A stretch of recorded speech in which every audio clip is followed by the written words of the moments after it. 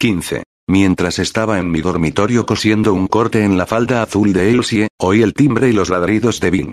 Seguí cosiendo, esperando que Jack fuera a abrir, pero al final me di cuenta de que se había encerrado en su habitación y no lo escuchaba, así que dejé las cosas y atravesé deprisa la casa en dirección a la puerta. En el porche estaba Maud Mayberry, que vivía en Inverness Park.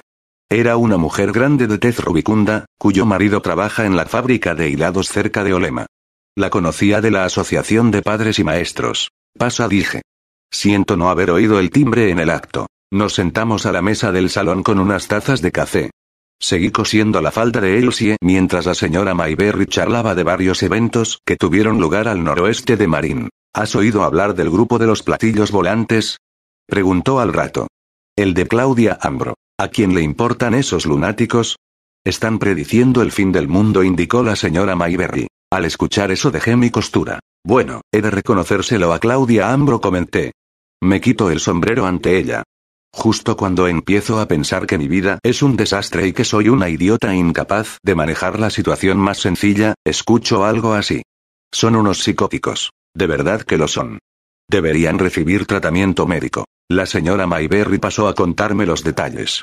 Los había obtenido de segunda mano, pero parecía creer que eran exactos. De hecho, se los había contado la mujer del joven reverendo que vivía en Point Reyes Station. Era evidente que el grupo de los platillos volantes esperaba ser evacuado al espacio exterior antes de que tuviera lugar la calamidad. Era la mierda más descabellada que jamás oí en toda mi vida. De verdad. Deberían encerrar a Claudia Ambro, dije. Está diseminando esta infección como una plaga.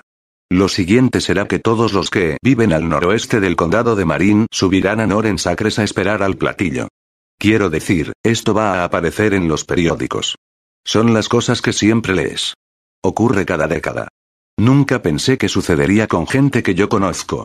Santo Dios, si hace unos días la hija de Claudia Ambro estuvo aquí, junto con las hijas de los Bluebeard. Santo Dios. Sacudí la cabeza. De verdad que era el fin. Y en esto se había mezclado mi hermano. Tu hermano está en el grupo, ¿no? Comentó la señora Mayberry. Sí, pero tú no muestras ninguna simpatía. Mi hermano está tan chiflado como el resto del grupo, y no me importa quién me oiga decirlo. Desearía no haberlo traído aquí, no haber dejado que Charlie me convenciera. ¿Estás enterada de la historia que tu hermano escribió para el grupo? ¿Qué historia? Bueno, según lo que dijo la señora Barón, fue ella quien me la contó. Hizo un trabajo de escritura automática bajo hipnosis o bajo influencia telepática de su líder espiritual que vive, según tengo entendido, en San Anselmo. Bueno, le llevó esa historia al grupo y la han estado leyendo y pasándosela, tratando de captar el significado simbolista que hay en ella. Cristo, comenté fascinada. Me sorprende que no hayas oído hablar de ella, dijo la señora Mayberry. Han celebrado un par de reuniones especiales al respecto. ¿Cómo iba a enterarme? Pregunté. ¿Cuándo salgo? Santo Dios, tengo que bajar a San Francisco 3 veces por semana, y ahora que mi marido está en el hospital. Es sobre ti y ese joven que se mudó aquí hace poco. Nathan Anteil, que alquiló la vieja casa de los Moldavi. Sentí que el frío inundaba todo mi cuerpo. ¿Qué quieres decir con eso de que es sobre mí y el señor Anteil? Pregunté. Bueno, no se la han enseñado a nadie fuera del grupo. Era lo único que sabía la señora Barón. ¿Has oído algo sobre mí y el señor Anteil de otras fuentes? Inquirí. No contestó. ¿Cómo qué? Esa jodida Claudia Ambro, dije, y entonces, al ver la expresión de la cara de la señora Mayberry, me disculpé. Lo siento. Dejé a un lado la costura. Estaba tan furiosa que apenas podía ver. Cogí el bolso, saqué un cigarrillo, lo encendí y al instante lo tiré a la chimenea. Lo siento. Tengo que salir. Fui corriendo al dormitorio, me quité los vaqueros y la camiseta y me puse una falda y una blusa. Me cepillé el pelo, me pinté los labios, cogí el bolso y las llaves del coche y me preparé para salir de casa. Allí, a la mesa del comedor, estaba sentado todavía ese culo gordo de caballo, la señora Mayberry, mirándome como si fuera un bicho raro. He de salir un rato, le dije. Adiós. Bajé corriendo por el sendero y entré en el Buick de un salto. Un minuto más tarde conducía por la carretera a toda velocidad, en dirección a Inverness Park. Encontré a Claudia en su jardín de cactus, limpiando la maleza. Escuche, empecé, creo que si tuviera alguna responsabilidad social me habría telefoneado tan pronto como hubiera puesto las manos en esa cosa que escribió. Que ya que escribió. Estaba sin aliento, después de subir corriendo por el sendero de baldosas desde el coche. ¿Lo puedo ver, por favor? Claudia se puso de pie, sosteniendo la paleta de limpiar. ¿Se refiere a esa historia? Así es. La están leyendo. Se la hemos ido pasando al grupo.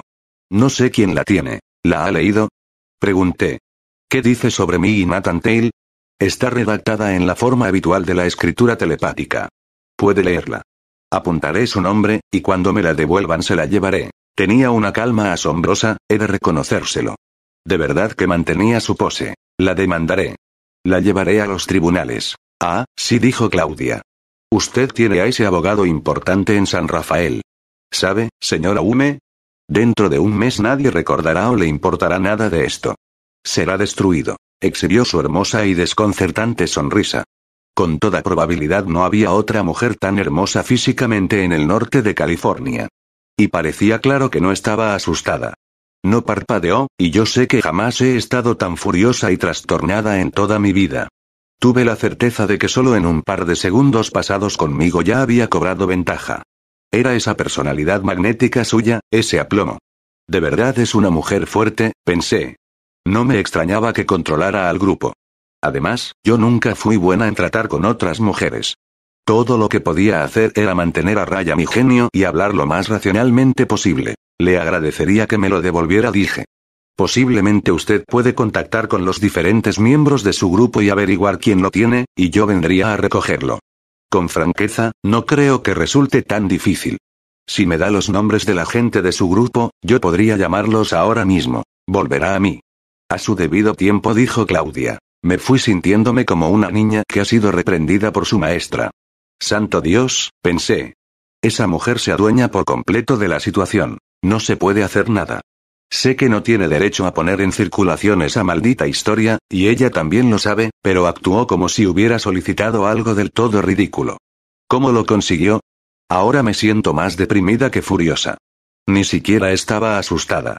Solo noté lo incompetente e idiota que era, lo incapaz que era de manejar mis propios asuntos. Al repasarlo mentalmente, comprendí que debería haber sido capaz de enfrentarme a ella y exigir, sencillamente, que me la diera, no amenazarla o gritar, solo alargar mi mano sin decir nada. Tan pronto como subí al coche decidí que iría a ver a Nathan para que él me consiguiera esa maldita cosa. Después de todo, también lo involucraba a él. Fui hasta su casa, aparqué y toqué la bocina. No apareció nadie en el porche. Apagué el motor, salí y subí los escalones. Nadie contestó a mi llamada, así que abrí la puerta, me asomé y grité su nombre. Nadie. El cabrón, pensé. Volví al coche y me puse a conducir sin rumbo fijo, sin más idea de lo que hacer que un bebé de 1 año. Al cabo de media hora regresé a mi casa. Eran las 2:30 y las niñas estaban a punto de llegar. Gracias a Dios, la señora Mayberry se había ido. Me asomé al cuarto de Jack, pero no estaba ahí. Seguro que escuchó mi conversación con la señora Mayberry y tuvo el buen sentido de largarse. Fui a la cocina y me serví una copa. Este es el Pozo Real, pensé. Lo saben en toda la ciudad, y no solo eso, sino que está circulando entre los gilipollas más dementes y chiflados de toda Norteamérica. De todos los que podrían haberlo leído, tenían que ser ellos precisamente. Pero, ¿qué crees que dice? ¿Qué escribió el imbécil? Llamé a mi abogado, Sam Cohen. Después de contarle la situación, me aconsejó que no hiciera nada hasta que hubiera visto el documento o como se llame. Le di las gracias y fui a servirme otra copa. Luego llamé al doctor Andrews. La recepcionista me informó que no podría hablar con él hasta las 4, que ahora tenía un paciente y que le volviera a llamar.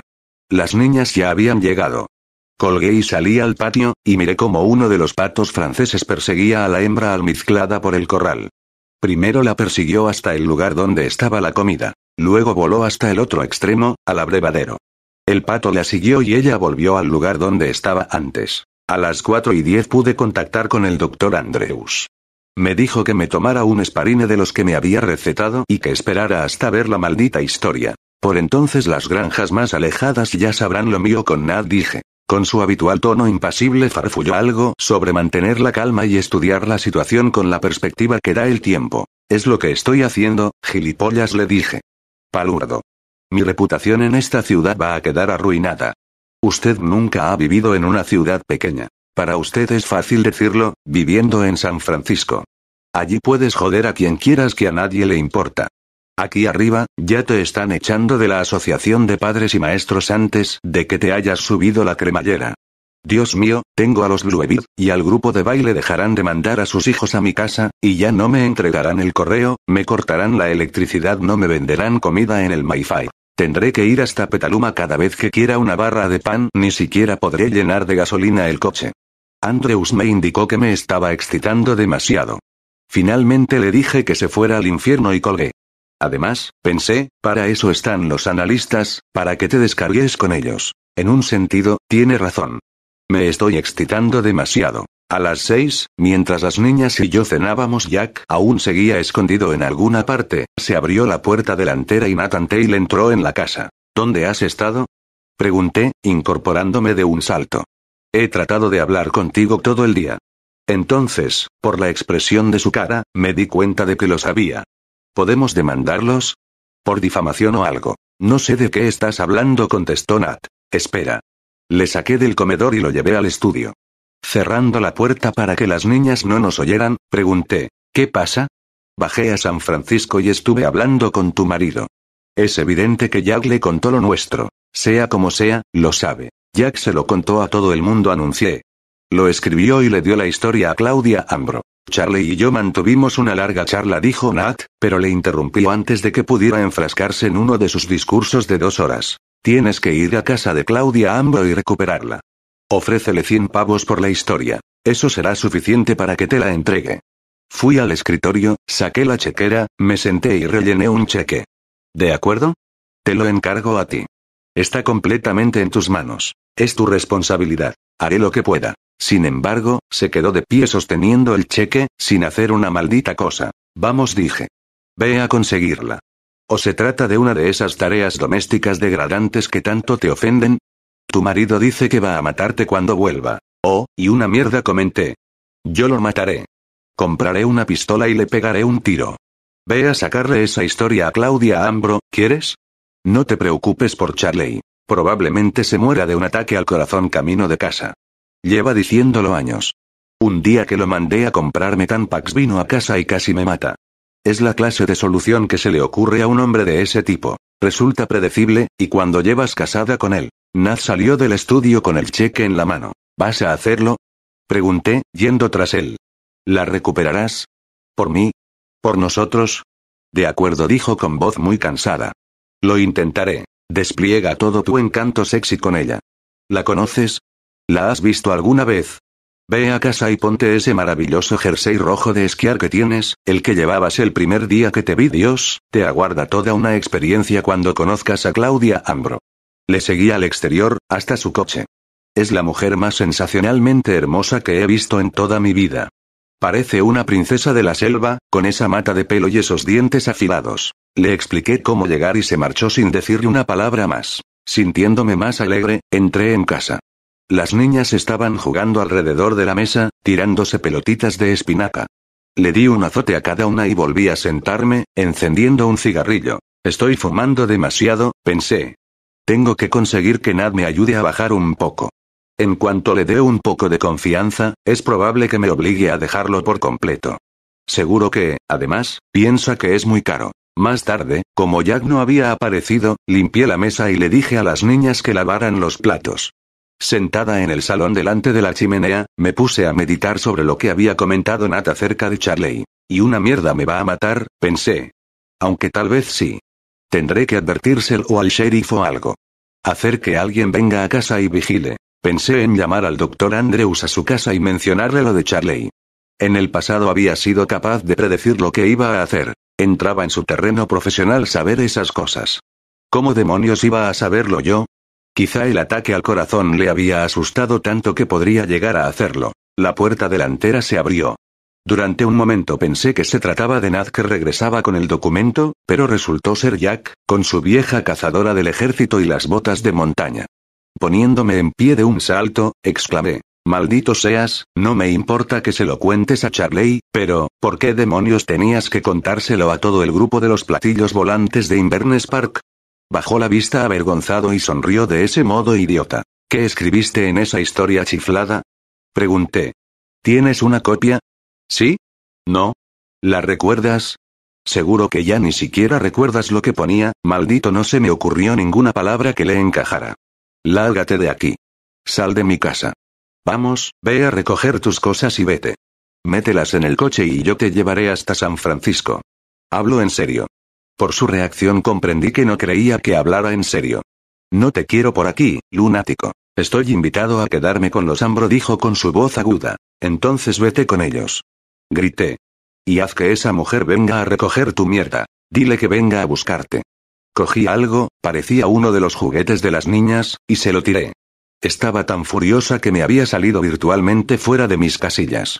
Si se quedaba en casa de los Ambro, jamás conseguiríamos que se fuera de la ciudad. Podría quedarse con ellos y proporcionarles toda nuestra vida desde dentro, escribir un artículo telepático tras otro, suministrarles mierda para un número interminable de reuniones. Y no esperes que te lleve yo, aullé, y corrí hasta la entrada y abrí la puerta. Ve a su casa por tus propios medios. Y saca toda tu mierda de aquí esta noche. Exhibiendo todavía esa estúpida sonrisa, pasó a mi lado y salió.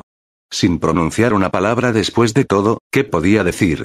Se fue arrastrando los pies por el sendero y desapareció más allá de la oscuridad que se cernía detrás de los cipreses. Cerré de un portazo y me dirigí a toda velocidad a su cuarto, donde comencé a juntar toda su porquería. Al principio traté de sacarla fuera, al sendero. Pero después de algunos viajes, lo dejé. ¿Por qué iba a sacar sus cosas por él? Matarme por un montón de basura. Poniéndome más y más furiosa, lo tiré todo a la caja de cartón que habíamos intentado usar como jaula para el conejillo de indias de las niñas. Cogí un extremo y la saqué a rastros por la puerta de su cuarto, que daba a la parte de atrás de la casa, en dirección al campo y al incinerador. Entonces hice algo que al instante supe que estaba mal. Cogí la lata de 5 litros de gasolina que usábamos para la cortadora giratoria, vertí gasolina sobre la caja y le prendí fuego con mi encendedor. En 10 minutos no eran más que rescoldos ardientes. A excepción de su colección de piedras, todo se había quemado, y me sentí aliviada. Ahora que lo había hecho dejé de sentirme mal. Estaba contenta. Más tarde oí que un coche se detenía en la entrada. Al rato Jack abrió la puerta delantera. ¿Dónde están mis cosas?, preguntó. Solo veo unas pocas en el porche. Yo me había sentado en la mecedora grande, de cara a él. Las quemé, contesté. Las arrojé al incinerador, toda esa maldita porquería. Me miró con esa expresión estúpida en la cara, con esa sonrisita. ¿Las quemaste?, inquirió. ¿Por qué no te vas?, dije. ¿Qué te retiene aquí? Después de quedarse ahí un poco nervioso, salió, dejando la puerta abierta. Le vi recoger la basura que yo había sacado fuera y meterla en el coche de Claudia. Luego Claudia dio marcha atrás por el sendero y se metió en el camino. «Guau», pensé. Bueno, ya está. Saqué la botella de bourbon del armario de la cocina y, con una copa y un cubo con hielo, la llevé al salón, dejándolo todo en la mesita que había junto al sillón grande. Durante un tiempo me quedé allí sentada, bebiendo y sintiéndome cada vez mejor. Por lo menos había echado de la casa al imbécil de mi hermano, y eso era algo. Podría hacer que Nathan me ayudara en las muchas tareas que Jack había realizado. Las niñas le echarían de menos, pero Nat ocuparía su lugar. Y entonces empecé a pensar en Nat y en Claudia Ambro, y dejé de sentirme mejor, para pasar a sentirme mucho peor. ¿Estaba en su casa? ¿Estaba todo el mundo allí, mi hermano y Nat? ¿Invitados de los Ambro? No cabía duda de que Claudia Ambro era 10 veces más atractiva que yo. Y Nat no la había visto antes. Su personalidad magnética, su habilidad para influir en las personas, mira cómo había cobrado ventaja conmigo, y Nat era una persona mucho más débil que yo. No solo eso, siempre había sido evidente que se trataba de la clase de hombre que una mujer puede manejar con facilidad. Yo lo descubrí desde el principio. Si una mujer de aspecto corriente como yo, con un encanto e inteligencia normales, podía obtener tal reacción de él, ¿qué podría conseguir Claudia? Pensando en ello, me puse a beber como nunca antes lo había hecho. Después de un rato perdí la cuenta. En lo único que podía pensar era en Nat y en Claudia Ambro, y luego eso se mezcló con el regreso de Charlie, que me mataría, y, posiblemente, también a las niñas. Vi a Charlie de vuelta, en la puerta de entrada, con el frasco de ostras ahumadas, y me vi poniéndome de pie y yendo hacia él, alargando el brazo para coger las ostras, tan contenta porque me hubiera traído un regalo. Comprendí que de verdad me iba a matar. Esta vez, cuando aparezca en la puerta, no me pegará, me matará. Me levanté del sillón y le dije a las niñas que se metieran en la cama. Luego fui al fregadero, donde choqué con la lavadora y la secadora, y cogí el hacha pequeña que solía usar para cortar las ramas. Me dirigí al estudio y cerré la puerta y las ventanas, y me senté en la cama con el hacha en el regazo. Seguía sentada allí cuando oí la llegada de un hombre a la puerta delantera. ¿Es él? ¿Es Charlie, o Jack, o Nat? No podía salir del hospital esta noche. Se supone que no va a salir hasta pasado mañana. Y Jack no tiene coche. ¿Oí un coche? Fui a la ventana y traté de ver el sendero, pero un ciprés me bloqueaba la visión. ¿Fay? Llamó la voz de un hombre desde alguna parte de la casa. Estoy aquí, indiqué. Al rato, el hombre llegó a la puerta. ¿Estás ahí, Fay? Preguntó. Sí. Intentó abrir la puerta y descubrió que estaba cerrada. Soy yo, dijo. Nathan Tail. Entonces me levanté y fui a abrirla. Cuando vio el hacha, dijo. ¿Qué sucede? Al quitármela de las manos vio la botella vacía de bourbon. La había llevado conmigo al dormitorio, y la había acabado. Santo Dios, musitó, y me rodeó con los brazos. No me abraces, dije. Ve a abrazar a Claudia Ambro. Con toda mi fuerza, lo aparté. ¿Cómo fue? Pregunté. ¿Un buen polvo? Me cogió por el hombro y, llevándome y empujándome a medias, me condujo hasta la cocina. Allí me sentó a la mesa y puso agua a hervir. Vete al infierno, dije. No quiero café. La cafeína me provoca palpitaciones nocturnas. Entonces te prepararé algo de Sanka, comentó, sacando el frasco de Sanka instantáneo. Esa imitación de café, contesté. Sin embargo, dejé que me preparara una taza. 16. A la 1 del mediodía su mujer iba a recogerle a la entrada principal del hospital y le llevaría a casa. Pero la noche anterior, él llamó a Bill Haffers, el capataz de su planta en Petaluma, y le dijo que viniera al hospital con una furgoneta a las 9 de la mañana. Le explicó que su mujer estaba demasiado nerviosa para asumir la responsabilidad de conducirle a casa. Así que a las 8:30 se levantó de la cama del hospital, se vistió corbata y camisa blanca, zapatos negros relucientes, se cercioró de que tenía todas sus posesiones en la maleta, pagó la factura en la administración, y se sentó en los escalones de fuera esperando a Haffers. El día era fresco y luminoso, sin niebla. Finalmente, la furgoneta de la planta apareció y aparcó. Haffers, un hombre corpulento y de pelo oscuro, con poco más de 30 años, salió del vehículo y subió hasta donde se encontraba Charlie Hume.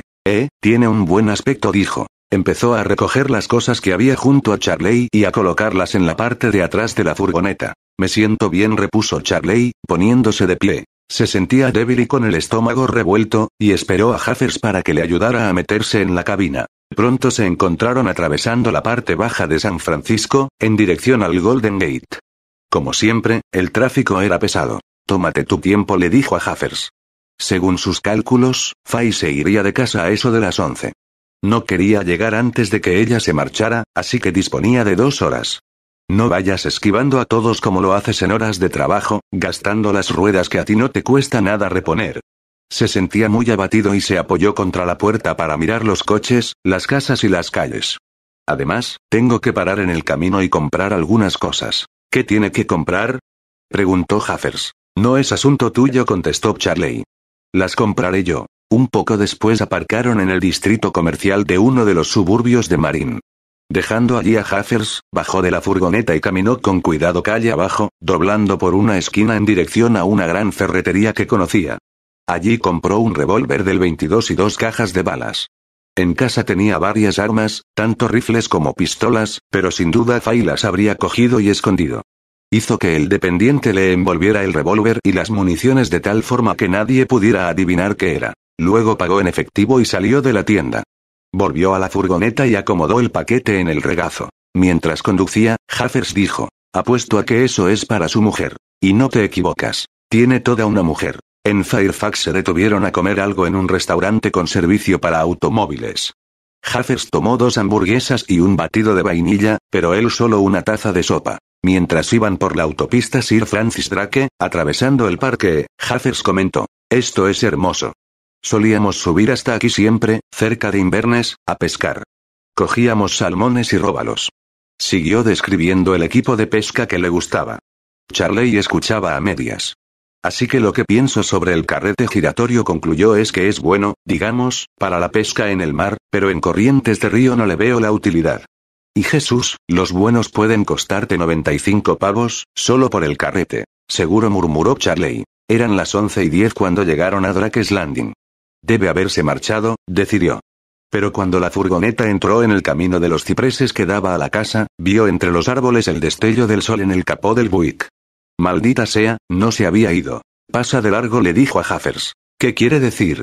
Preguntó Jaffers, aminorando y girando para meterse en el sendero. No pares, Esquirol dijo con ferocidad. Sigue conduciendo. No te metas en el sendero. Confundido, Jaffers volvió a sacar la furgoneta al camino y prosiguió la marcha. Mirando hacia atrás, Charlie vio que la puerta delantera de la casa se encontraba abierta. Era evidente que estaba a punto de salir. No lo entiendo, comentó Jaffers. Parecía que había unido la visión del Buick en el sendero con el deseo de Charlie de continuar y no parar. ¿No sabe ella que yo iba a recogerle? Por el amor de Cristo, ¿no quiere pararla antes de que se marche? Métete en tus asuntos o estás despedido, espetó Charlie. ¿Quieres quedarte sin trabajo? Así que ayúdame o te despediré. Te escribiré la notificación con 2 semanas de antelación ahora mismo. De acuerdo, dijo Jaffers. Pero es una faena dejar que recorra todo el trayecto hasta Prisco ida y vuelta por nada. Guardó un silencio lúgubre y siguió conduciendo. Aparca aquí, indicó Charlie cuando llegaron a la parte alta de una subida. Métete en el arcén. No, da la vuelta. Aparcaron de una forma que le permitía seguir el camino hasta Inverness Park. Cuando el Buick saliera del sendero, lo vería. ¿Puedo fumar? Preguntó Jaffers. Claro. 15 minutos después, el Buick apareció en el camino y salió disparado hacia la autopista 1. Ahí va, comentó. Muy bien. Regresemos. Estoy cansado. Vamos, ponlo en marcha. Esta vez encontraron el sendero vacío. Jaffers aparcó la furgoneta y empezó a trasladar las posesiones de Charlie a la casa. Espero que no se haya olvidado nada, pensó Charlie. Que no dé media vuelta y regrese. Bajó de la cabina del vehículo y, ayudado por Jaffers, subió por el sendero hacia la casa. Dentro, en el salón, se sentó despacio en el sofá. Gracias, le dijo a Jaffers. Ya puedes marcharte. ¿Quiere meterse en la cama, verdad? Preguntó este, haciendo tiempo. No.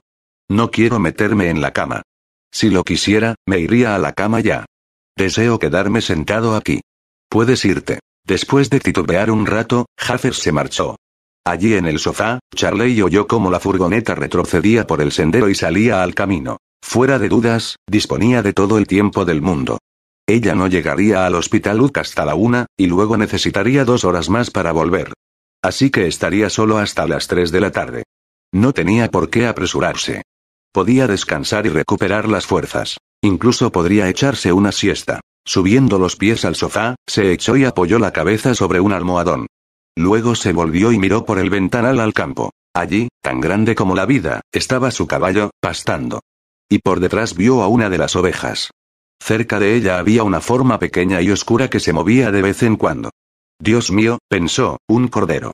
Esa oveja ha tenido un cordero. Trató de distinguir a las otras ovejas, ver si también ellas habían tenido sus corderos. Pero solo fue capaz de dar con esa. Daba la impresión de ser Alice, la más vieja de las 3. Es una buena oveja, se dijo, observándola. Con casi 8 años, y lista como 1000 demonios. Más inteligente que algunos humanos. Vio que se le acercaba otra oveja, y cómo su cordero se dirigía hacia ella. La otra oveja lo empujó con el hocico en dirección a su madre. Creerías que un golpe así lo partiría en 2, pensó, pero no. Tiene que embestirlo hacia atrás, necesita su leche para sus propios corderos. La vieja oveja grande y lista, de cara negra, recordó a las niñas alimentando a Alice con la mano, esa cara grande, tranquila e inteligente a medida que agachaba el cuello para apoyar el hocico contra sus palmas lisas. No dobléis los dedos, les dijo. Como cuando le dais de comer al caballo, no levantéis nada que pueda arrancar. Tienen mucha fuerza en esas mandíbulas, trituran el pasto, como hojas giratorias. Cortadoras giratorias de hueso, y duran mucho más que esa pieza de mierda de hojalata. De repente pensó, claro, cuando llegue al hospital y descubra que no estoy, llamará a Anteil y le enviará de inmediato aquí. Será aproximadamente a la 1. Así que, después de todo, quizá no disponga de tanto tiempo. Se levantó del sofá y se quedó un momento de pie. Dios, estoy débil. Con pasos inseguros, se dirigió al baño. Allí, con la puerta cerrada, abrió el paquete. Se sentó en la taza y cargó el revólver. Con el arma en el bolsillo de la chaqueta, salió al patio. El día se había vuelto cálido y el sol le hizo sentirse más fuerte. Fue a la valla, abrió el portón y se metió en el terreno de pastoreo. El caballo, al verlo, trotó en su dirección. Cree que tengo algo de comer para él, pensó. Un terrón de azúcar. El caballo ganó velocidad, trotando y resollando excitado. Oh, santo Dios, pensó cuando se detuvo a unos centímetros de él, mirándole. ¿Cómo puedo hacerlo? Jodido caballo. Si son tan inteligentes, ¿por qué no sale corriendo? Sacó el revólver y quitó el seguro. Mejor que sea el primero, decidió. Alzando el arma, la mano le temblaba frenéticamente, le apuntó a la cabeza y apretó el gatillo. No hubo retroceso, pero el ruido le hizo temblar. El caballo sacudió la cabeza, pateó el suelo, dio media vuelta y partió el galope. No le he dado, pensó. Le disparé a bocajarro y no le he dado. Pero, de pronto, cayó mientras corría. Cayó de bruces, dio media vuelta y quedó tendido de costado, con espasmos en las patas. Relinchó. Charley se quedó donde estaba, observándolo. Entonces volvió a dispararle desde lejos. El caballo siguió dando coces, y fue hacia él para dispararle desde cerca. Pero cuando llegó ya había dejado de mover las patas. Todavía seguía con vida. Lo supo por los ojos. Sin embargo, se estaba muriendo. La sangre le corría cabeza abajo, desde la herida del cráneo. En el campo las 3 ovejas miraban. Caminó hacia la primera. Durante un rato no se movió. Casi había llegado hasta ella antes de que, como siempre, agachara la cabeza y se alejara al trote, con sus anchos flancos sobresaliendo como alforjas. Esta no había tenido corderos. Levantó el revólver y le disparó. Dio un salto violento y cobró velocidad. De manera errática, giró levemente hacia un lado. Le apuntó a la cabeza y volvió a disparar. La oveja cayó hacia adelante, agitando las patas. Con menos problemas se acercó a la segunda. Había estado tumbada, y cuando llegó a su lado empezó a levantarse. Consiguió dispararle antes de que se incorporara del todo. Su peso, el peso de los corderos nonatos, la lastró. Ahora tenía el problema de la oveja más vieja con su cordero. Sabía que no se espantaría porque estaba acostumbrada a que él se le acercara. Se dirigió hacia ella, y no se movió. Mantuvo los ojos clavados en él. Cuando aún se encontraba a unos metros, lanzó un balido. El cordero emitió su grito agudo, metálico. ¿Qué pasaba con él? Se preguntó. No lo había pensado. Bueno, tenía que estar incluido, concluyó. Aunque nunca antes lo he visto. Es tan mío como cualquiera de las ovejas. Levantó el revólver y le disparó a la oveja, pero ya se había quedado sin balas. El percutor solo hizo un ruido seco. Allí, de pie, cargó el arma. A lo lejos, los eucaliptos se agitaban con el viento del mediodía. La oveja y el cordero lo observaron y esperaron hasta que terminó de cargar el revólver y guardara la caja de balas en el bolsillo. Entonces, apuntó el arma y le disparó. Se le doblaron las patas y cayó de lado. En el acto le disparó al cordero, antes de que empezara a lanzar sus berridos. Como su madre, murió en silencio, y eso le hizo sentirse mejor. Regresó despacio a la casa, manteniendo las fuerzas. En la hierba no quedaba nada que estuviera erguido, ninguna forma de animal pastando. Había barrido el campo. ¿Dónde estaba el perro? Se preguntó. ¿Se lo habría llevado con ella? Eso le enfureció. Atravesó la casa y salió al porche delantero. A veces el perro pasaba el rato sendero abajo o al otro lado del camino. Soplando el silbato que llevaba en el llavero, lo llamó. Finalmente, un ladrido apagado sonó desde alguna parte de la casa. Ella lo había encerrado dentro, probablemente en uno de los baños. Y, tal como pensara, encontró al Collie en el baño del cuarto de invitados, meneando el rabo, contento de verle. Lo sacó al patio y le disparó apoyando el cañón del revólver contra la oreja. Soltó un chillido, como un freno mecánico, tan agudo que apenas pudo oírlo. Dio un brinco, giró y se desplomó, agitando las patas. Luego se dirigió al corral de los patos. Mientras se hallaba ocupado disparándoles a través de la alambrada, pensó si alguien escucharía los disparos y llamaría al sheriff Chisholm. No, decidió.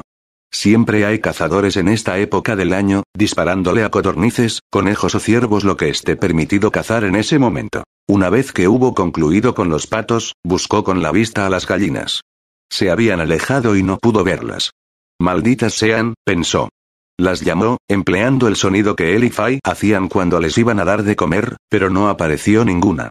En cierto momento le pareció ver una cola roja moviéndose entre los cipreses. Posiblemente las gallinas se habían subido a los árboles para anidar y observarle. Sin duda que el ruido de los disparos las había espantado.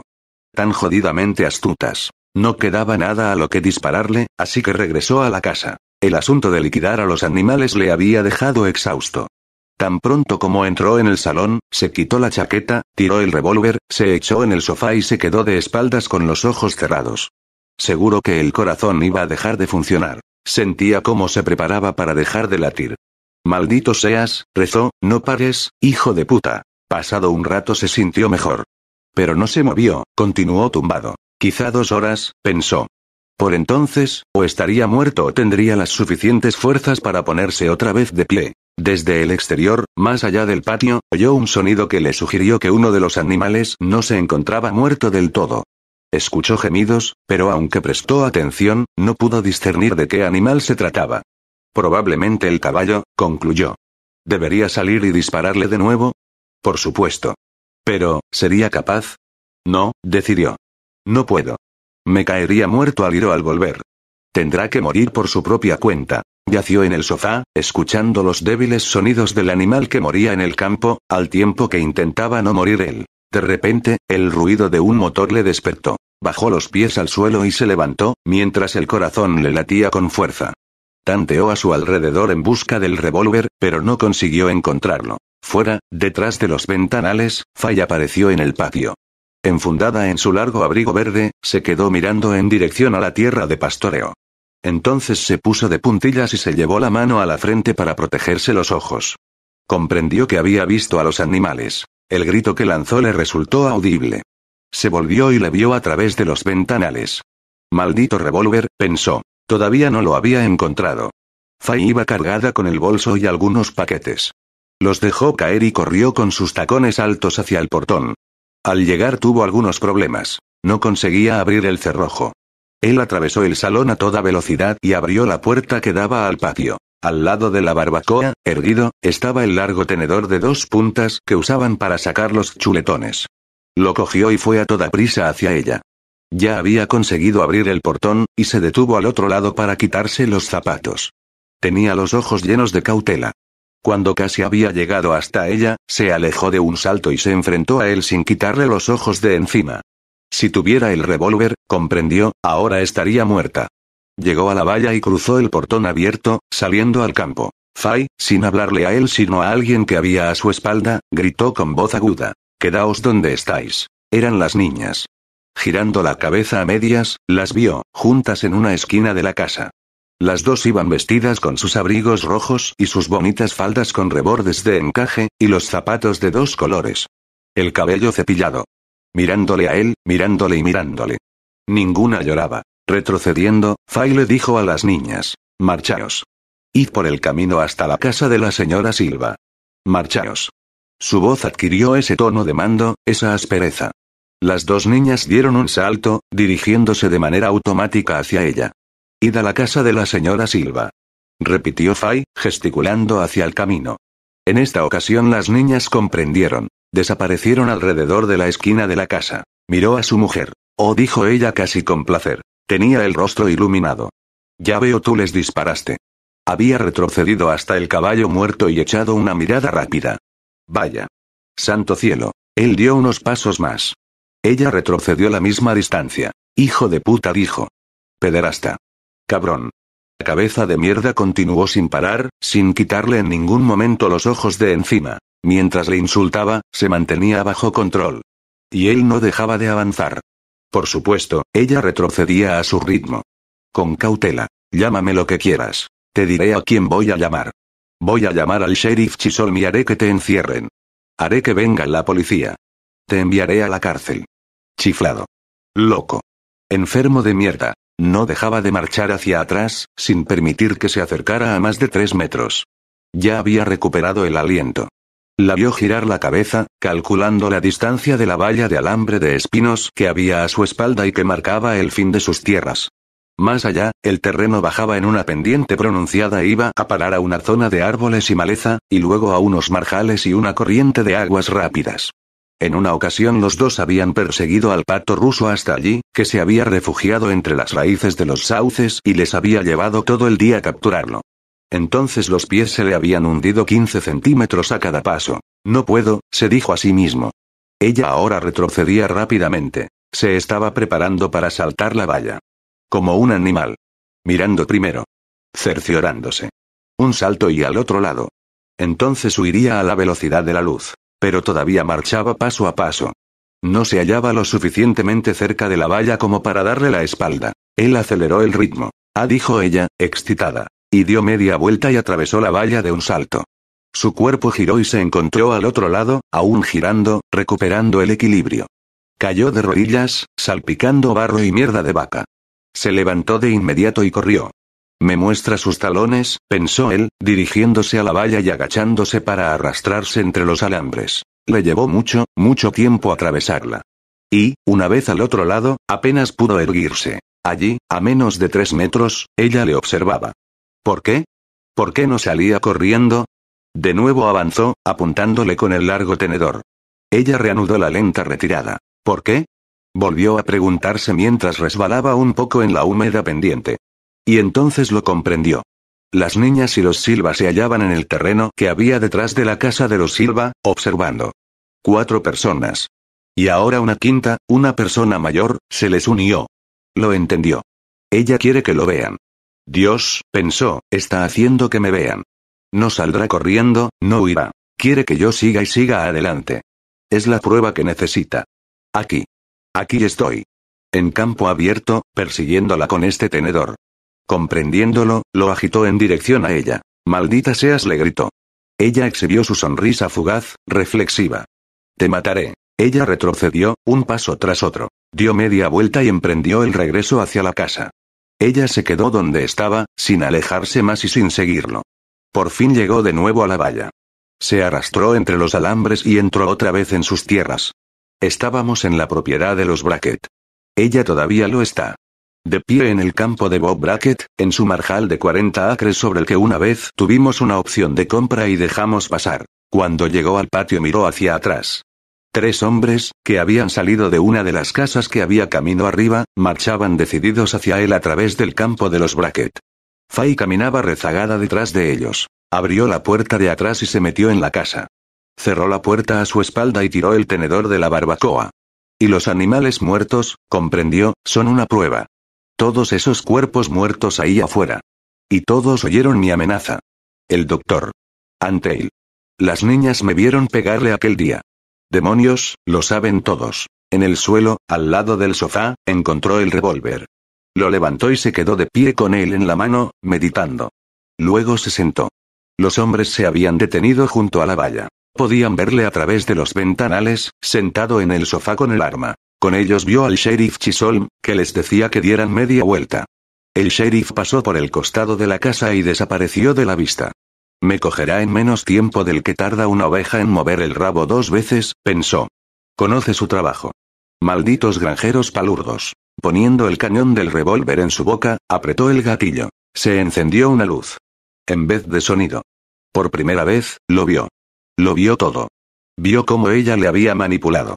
Le había conducido a esto. Lo veo, dijo. Sí, lo veo. Al morir, lo comprendió todo.